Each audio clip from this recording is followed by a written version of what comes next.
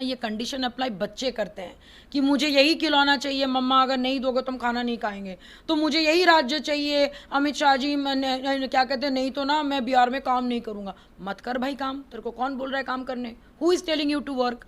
वो हुलुक हुलुक कर रहे हैं, कभी एंड क्या कहते हैं आपके एनडीए में, कभी हुलुक हुलुक कर रहे हैं महागठबंधन में। तो ये हुलुक हुलुक पंथी उनका जब तक बंद नहीं होगा ना, उनका फ्यूचर भी हुलुक हुलुक ही रहेगा। नमस्कार, मैं शिव, आप देख रहे हैं एनडी बिहार। हमारे साथ आरएलजेपी के राष्ट्रीय प्रवक्ता दिव्यानी मित्रा जी हैं और इनसे बात करेंगे जो अभी हाल ही में सूचना मिली है कि केंद्र सरकार में नई मंत्रिमंडल का गठन होने वाला है और उसमें चिराग पासवान जी का एक स्थायी रूप से आपको सीट मिलने वाली है, तो उस पर बात करेंगे। और यहीं पे पशुपति पारस जी हैं, उनकी सीट खतरे में दिख रही है, तो उसी पे बात करना चाहेंगे।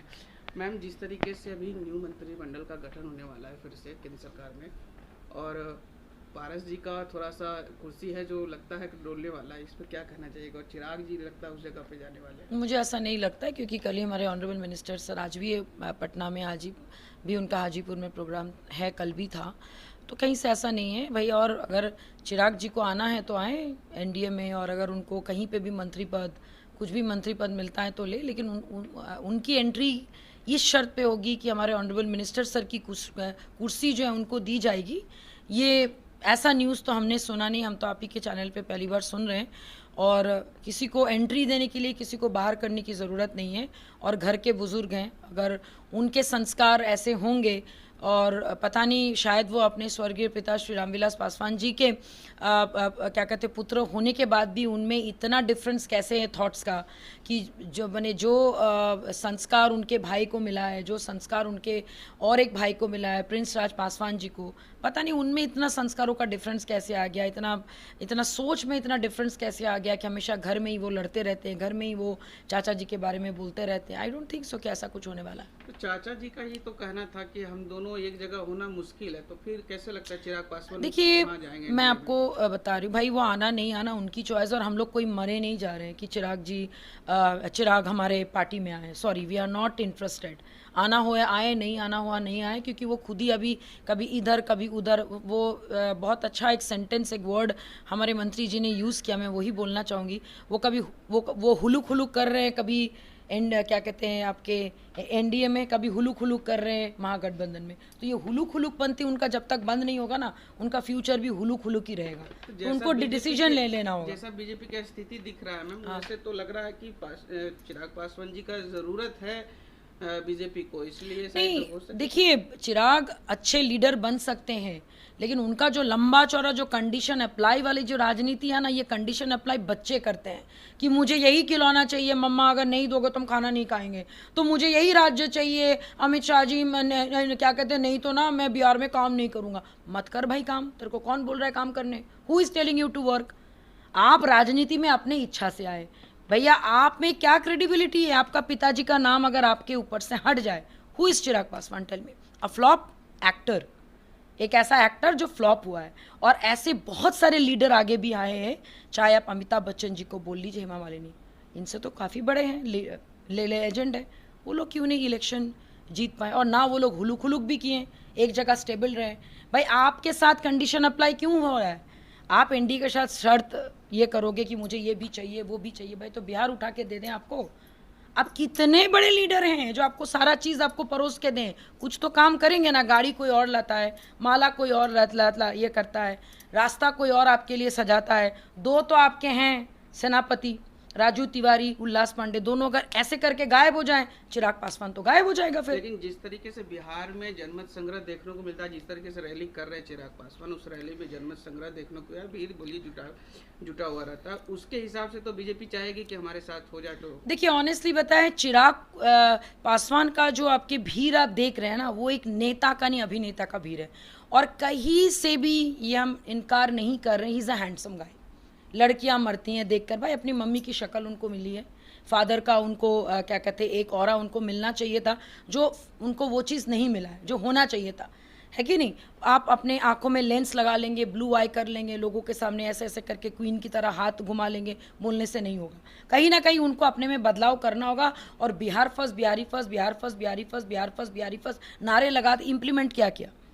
वो जो हमेशा बोलते रहते कि मुझे ये भी चाहिए, एक काम उनका बता दीजिए जो हम लोग चिल्ला चिल्ला कर बोल सके, विपक्ष भी बोल सके, पक्ष भी बोल सके। कौन सा ऐसा काम उन्होंने किया?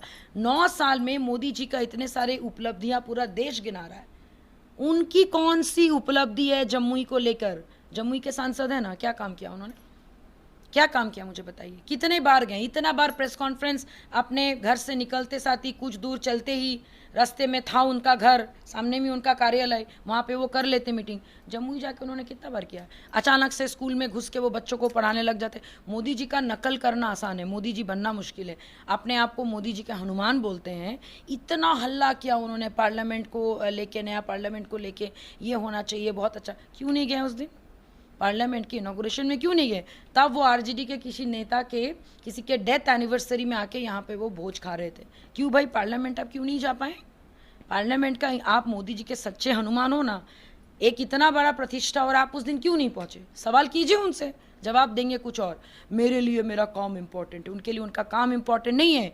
जब पूरा राज्य जा रहा है काम में, सारा मीडिया उनको लगता है खाली बैठा है, तो सारा मीडिया जो उनके प्रति दौड़ेगा, वही वो स्ट्रैटेजी अपनाते हैं। आई डोंट नो कि उनका मेंटोर कौन है, उनका स्ट्रैटेजिस्ट कौन है, उनका नवरत्न कौन है जो उनको डुबा रहा है, धीरे धीरे उनका करियर डूब रहा है।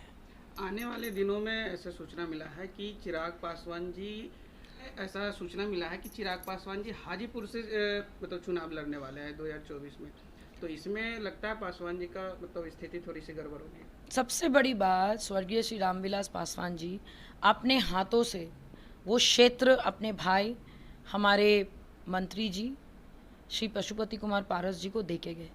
मतलब आप कैसे पुत्र हैं कि आप अपने पिता के एक जो उन्होंने दे के गए उस चीज़ के ऊपर आप चैलेंज कर, मतलब आप अपने पिता के एक काम पे को आप सवाल कर रहे हो, उनके एक जो उन्होंने एक डिसीजन लिया था उसके ऊपर आप क्वेश्चन मार्क करो। कैसे पुत्र है आप? हम लोग तो भाई जो बड़े बुजुर्ग बोलते हैं हम लोग वो करते हैं, और वो जो नहीं करते तो फल हम सबको पता है क्या मिलता है। मतलब आप में इतनी ऑडेसिटी आ गई कि आप अपने पिताजी के जो उन्होंने क्या कहते हैं उस जगह को उन्होंने अपने भाई को सौंपा था, उसके पास सवाल कर रहे हैं। इतने बड़े लीडर हो गए आप कि आप अपने पिताजी के क्या कहते हैं एक डिसीजन के ऊपर आपने सवाल कर दिया, तो ये तो बहुत ही निंदनीय है। हाँ, डेफिनेटली वो हाजीपुर लड़ेंगे, लेकिन शायद महागठबंधन की तरफ से, एनडीए की तरफ से तो कोई सवाल ही नहीं है, क्योंकि वहाँ पे तो भाई हम लोग हैं, काम कर रहे हैं।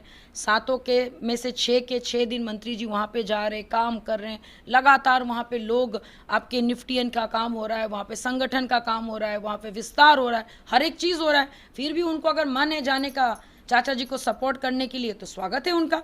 लेकिन अगर वो इलेक्शन में खड़े होने का सोच रहे, अगर विपक्ष के तरफ से खड़े होने का सोच रहे, अगर वो सोच रहे कि वो महागठबंधन की तरफ से खड़े होंगे, वही काम वो करेंगे। वोट कटुआ पार्टी जो पहले भी थे फिर से वही करेंगे। इससे वो नेता नहीं साबित होंगे, इससे वो वोट कटुआ फ्लॉप एक्टर बिकमिंग नेता साबित होंगे।